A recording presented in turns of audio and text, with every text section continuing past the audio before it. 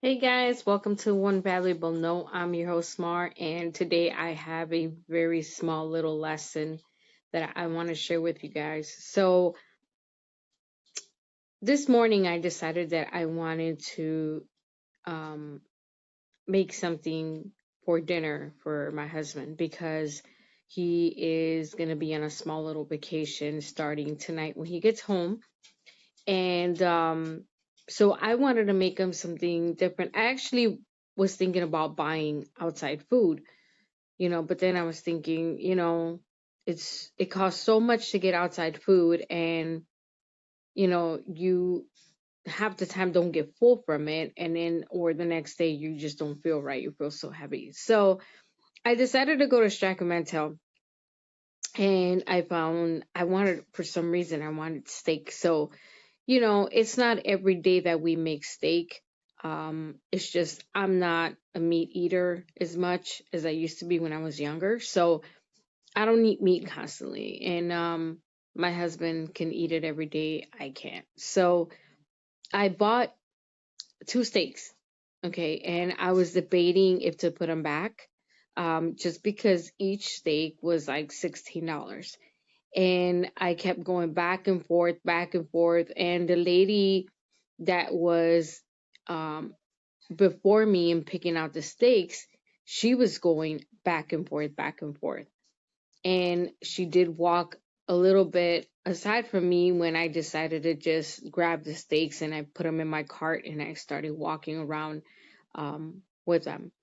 I hit another area of the meat department, and I almost did what this lady was doing. She went back and she put the pack of steaks and the two packs of steaks she had, and I started thinking like, you know what, maybe I should do the same thing, I really didn't have the money for it, but I did.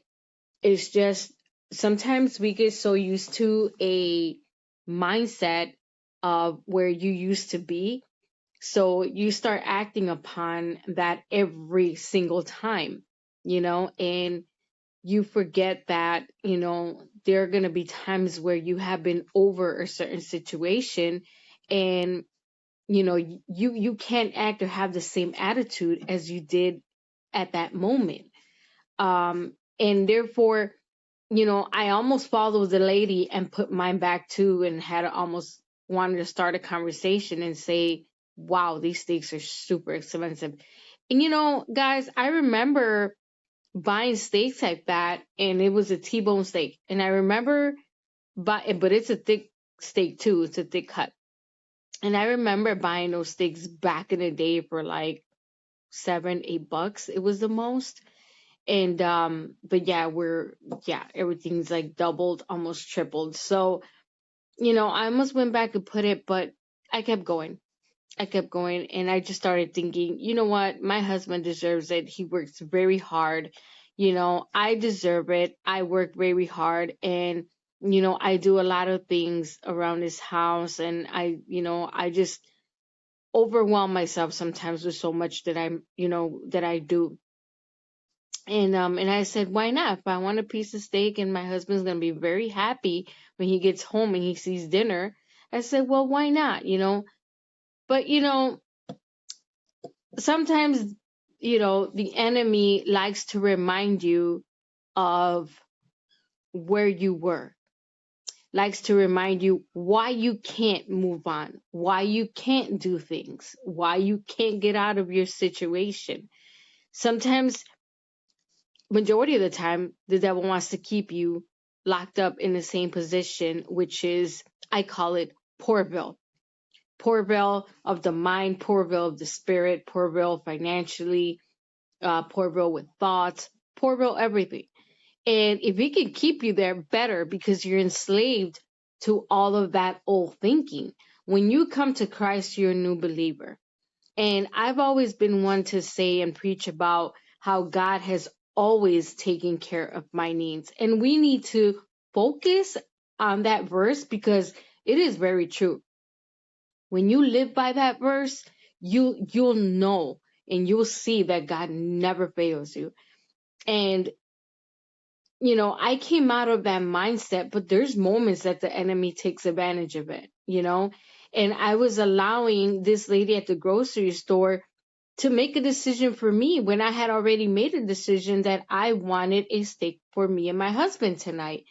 And it's going to be Christmas soon, and I wanted to watch a Christmas movie tonight with him, and he's getting out early, he's on his way home, and I'm like, I want to do this for him, and I want to do this for me. I'm like, we deserve this. We work hard, and you know we love spending time together, and this is our date night, so why not? If we go out, we're gonna spend a good $60-$70 just between him and I. If we go eat a steak, we're gonna pay around 120. So I kept thinking like that. The enemy kept putting in my mind like, wow, well, that's a lot of money. Wow, well, you shouldn't. It was trying to make me feel guilty. Like, you start buying steak like that, people around you are gonna look at you like, oh, you think you're all that, you could afford it, this, and that. I was feeling guilty of what people were not even thinking about. So I kept thinking and I kept thinking and I kept thinking, and I'm like, I think I'm going to put this steak back. So I ended up going in the seasoning area, which I normally was not going to go in there, but I went in there anyways. And I'm like, well, let me look to see what seasoning I can use, because normally I love to season my steaks. And as I was going in there, there was this little older lady, African American lady, and she was coming towards me. She's like, ooh, she's like, that's a fine cut steak right there. And I was like, I know, right? She's like, oh, yeah. She goes, oh, and that price is good. I'm like, you think so? I'm like, $15 per steak. She's like, I'll tell you what, I bought steak everywhere else. Nope. She goes, I only trust the steak at Strachan Mantil's. She goes, it's the only cut of steak that comes out tastes just like butter. Like it cuts like butter and everything. I was like, really? And she's like, oh yeah, I make it like this, and like that.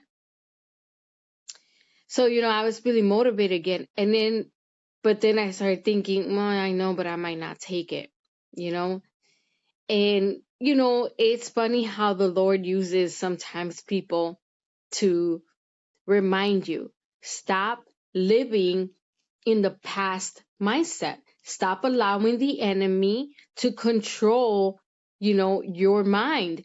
If the thoughts come through, put it in God's name, put it in God and say, God, help me make the decision, and that's the thing. It's like my husband and I have learned that we pray for discernment, understanding, and for the Lord to always help us make choices throughout our day, the right ones, the ones that He wants us to make.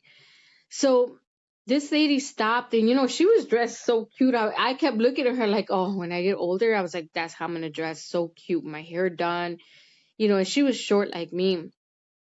And she said, you know what, baby girl? She's like, you're always so busy taking care of everybody else, making sure you get everything for everybody. She goes, you got to put yourself sometimes first. You deserve that.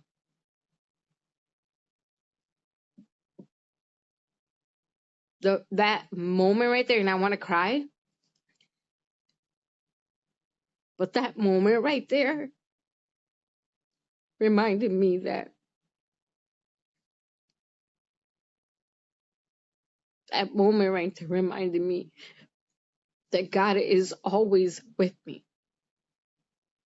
That I need to constantly stop allowing my past mindset, stop allowing the negative thinking to control my mind sometimes, and I need to stop living in my past. I need to stop living in my poverty mindset, because to God be the glory.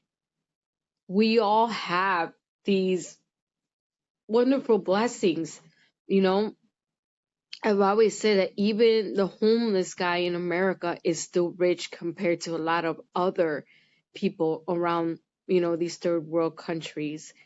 And, it's like at that moment, God showed me and said, you know, I supplied and I gave you financially today for you to be able to buy that steak. Yet you're still claiming that you don't have it. It touched me. It really, really touched me. And I felt I was humbled. I wanted to literally get on my knees and say, I am so sorry, God, for even allowing that mindset to come back into my mind. And, these are things that we have to watch for, guys, because, I've been dealing with my mom in the same situation where I'm trying to teach her to get out of the poverty mindset. We have a habit of being so used to, what our past used to be.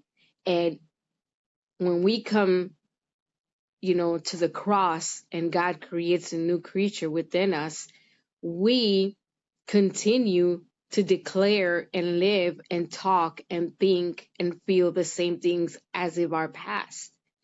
And we are called, to not fear. We are called to be conquerors.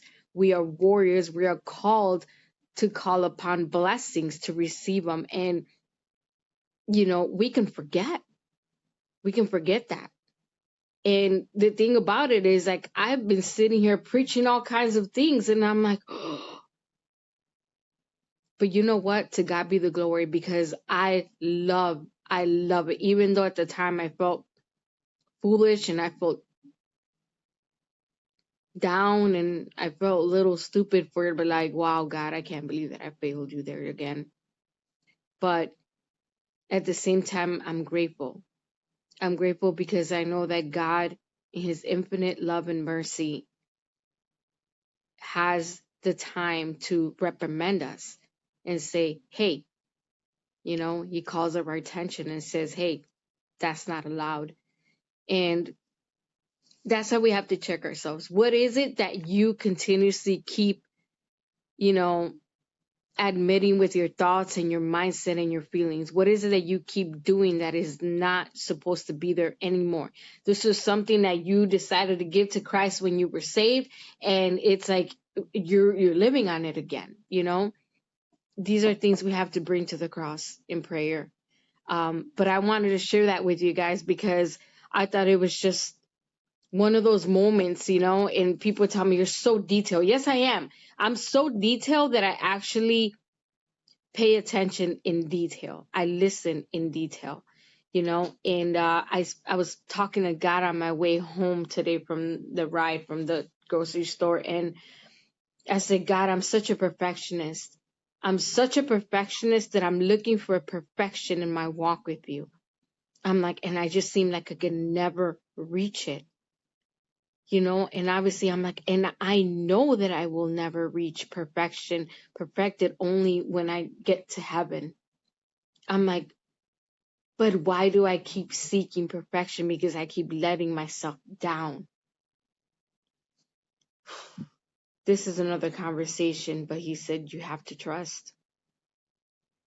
You have to trust.